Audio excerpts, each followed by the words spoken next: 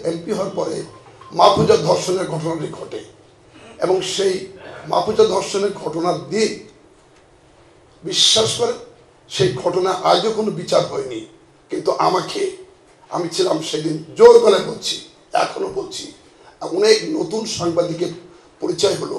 আমি গর্বিত এই নতুন সাংবাদিকদের, এই প্রজন্মের সেরা প্রজন্ম আপনাদের সামনে জানাচ্ছি দৃঢ়তার সাথে।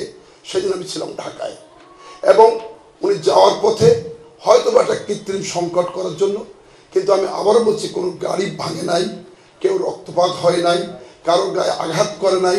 বিচ্ছিন্ন দু একটা ঘটনা ঘটতে পারে। নেত্রীর প্রধানমন্ত্রী তিনি, আমি অবশ্যই ছিলেন উনি, অর্থাৎ তার সম্মান আমি বুঝি।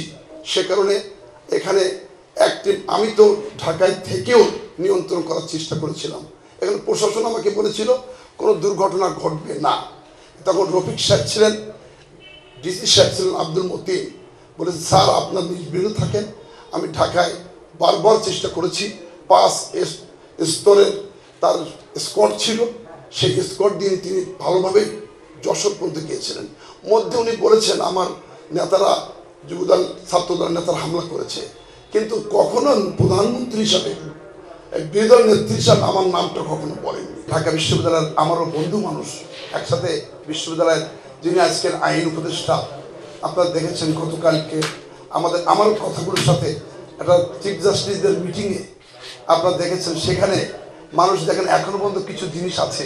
সেই বিশ্বনাথ মণ্ডল যিনি আমাকে 30-60 বছর সাজা দিলেন, তিনি সেখানে বক্তৃতা দিলেন এবং সেখানে বক্তৃতা দিলেন আমি একটু অ্যাটর্নি দৃষ্টি আকর্ষণ করে বলেছি যে আপনি আমাদের ছোট ভাই, আজকে বাংলাদেশের সম্মানিত জায়গায় গিয়েছেন, এই পতিত সরকারকেও শিশুদের বদৌলতে আপনারা এই বিবেচনা করেন, সে এখনো কিভাবে জাজেসদের সভায় বক্তৃতা দেন, আমার খুব কষ্ট।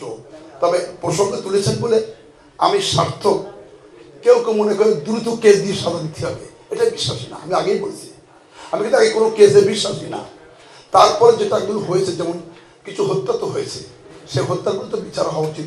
শুধু যারাও জড়িত, কোনো সাংবাদিক তো এই সাতক্ষীরার কি বলে, সাংবাদিক তো আসলে হয় সরকারের পক্ষে থাকতে হয়, নাইলে তাদেরও বিপদ থাকে, কিন্তু তারা তো আর কাউকে হত্যা করতে পারেনি।